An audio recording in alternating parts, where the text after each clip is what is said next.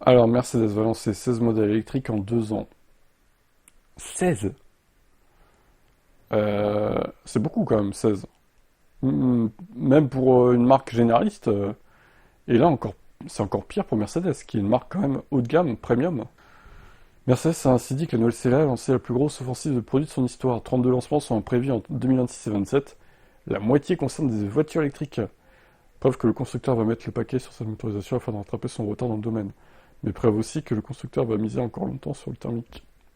Il avait déjà fait savoir que l'idée d'arrêter le thermique en Europe en 2030 était abandonnée. Chiffre impressionnant, même s'il faut relativiser. Les véhicules peuvent être comptés en double s'ils sont déclinés en thermique et en électrique, comme on peut le voir sur le document transmis aux investisseurs. Le programme électrique sera donc copieux avec 10 lancements en 2026 et 7 en 2027. 3 véhicules entreront dans la nouvelle gamme. Offre d'entrée de gamme, un est déjà connu, c'est la CLA Shooting Brake, accompagné de la GLA et GLB. 3 lancements sont prévus dans la gamme intermédiaire, un intermédiaire avec la nouvelle plateforme MB-EA. Le premier sera le GLC électrique, dévoilé en septembre prochain. 10 lancements seront prévus sur l'haut de gamme, avec la nouvelle AMG GT4 porte et le restylage de l'EQS. On attend aussi un nouveau 4G électrique, plus petit. Bon, pas de voiture d'entrée de gamme a priori qui seront accessibles, hein. C'est Mercedes en même temps, il fallait s'y attendre. Qui a fait des remises sur son EV3 sur les véhicules en stock, 3000 € de remise. 2700 exemplaires immatriculés de janvier à juillet dans l'Hexagone, début réussi. Le SUV coréen n'est pourtant pas aidé par le fait qu'il a du coup pas de bonus. Pour compenser, il affiche déjà des prix bien placés, 36 000 € avec une autonomie de 436 km de LTP, 41 000 avec la grosse batterie, mais rien de mieux qu'une bonne offre pour attirer le chaland, donc 3 000 € de moins encore sur les véhicules en stock. Bon, par contre, il faut accepter que ce soit blanc et qu'il n'y ait pas forcément d'option, quoi. Le modèle de départ débute ainsi à 33 000 €, un prix très intéressant, et la grosse autonomie peut se trouver à 38 000 €.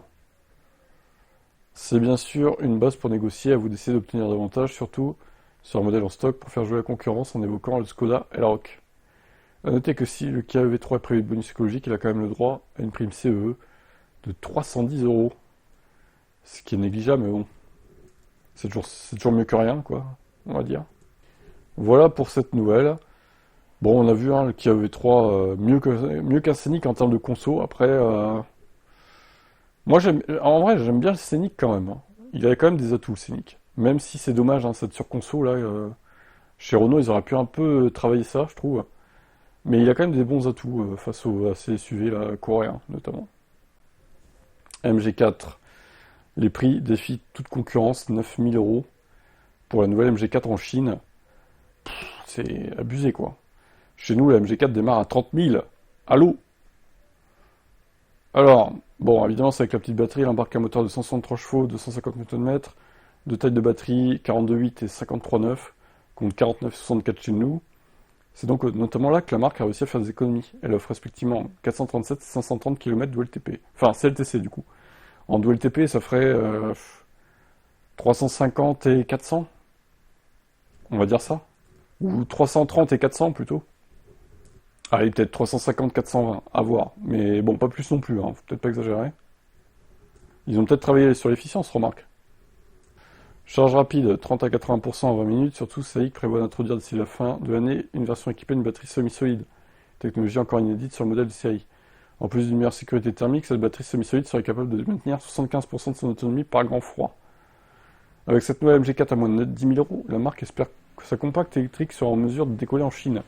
Le modèle actuel est un gros flop dans son propre pays, en raison notamment de prix trop élevés face à des concurrents très agressifs.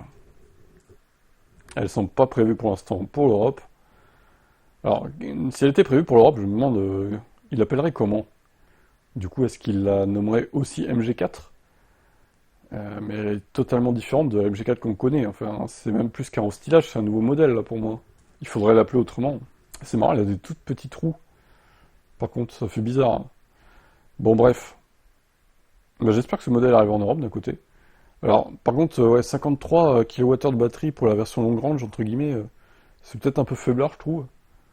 Est-ce qu'il faudrait pas faire une troisième version pour l'Europe, 64 kWh, voire 77 comme on a chez nous, pour l'autre MG4? Je sais pas, à voir.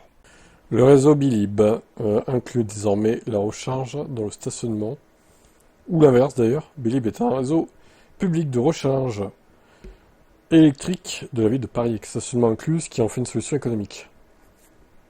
Mise en place par la ville de Paris et opérée par Total Energy, Bilib a été conçu pour offrir une solution accessible aux automobilistes électriques qui sont habitants de la capitale, banlieusards ou simplement de passage avec plus de 2000 points de charge répartis dans tous les arrondissements.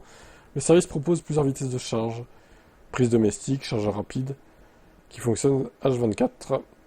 Mais l'atout qui change à tout à Paris, c'est que le stationnement est inclus pendant toute la durée de la recharge. Là où un automobiliste thermique ou un électromobiliste utilisant une borne concurrente doit payer en plus la redevance de voirie, jusqu'à 18 € par heure, dans le centre pour un véhicule dépassant 1,6 tonne. L'utilisateur de Belly ne paie que sa recharge. Ce simple détail peut diviser par 2, voire 3, le coût global d'une recharge en ville.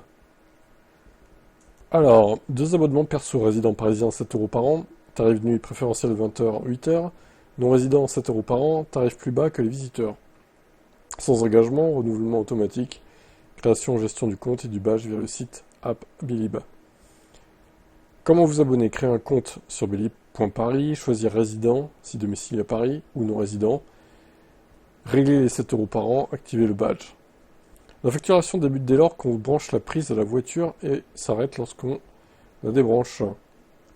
Donc quel est le tarif? Alors, visiteurs sans abonnement. C'est cher, quand même. 33 centimes par kilowattheure jusqu'à 7 kW en gros. Et le temps passé, c'est 57 centimes par tranche de 15 minutes. L'énergie n'est pas facturée de 22 à 50. Attends, c'est pas clair leur truc là. Si, ça doit être 33 centimes. Bah non, je sais pas. 2,30 € les 15 minutes. Ah ouais, si. 2,30 € par tranche de 15 minutes pour 22 kW.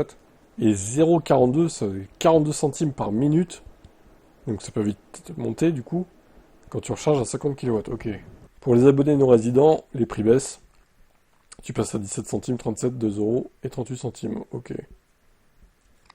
Alors, le tarif à la minute en recharge 50 kW baisse pas beaucoup, je trouve. Sachant que c'est à la minute. Bon, après, tout ça, ça se calcule, hein, voilà.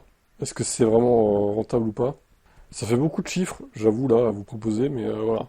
Après 14 heures de connexion, un supplément de 10 € par heure s'applique. Anti-ventouse. 10 € de l'heure, waouh.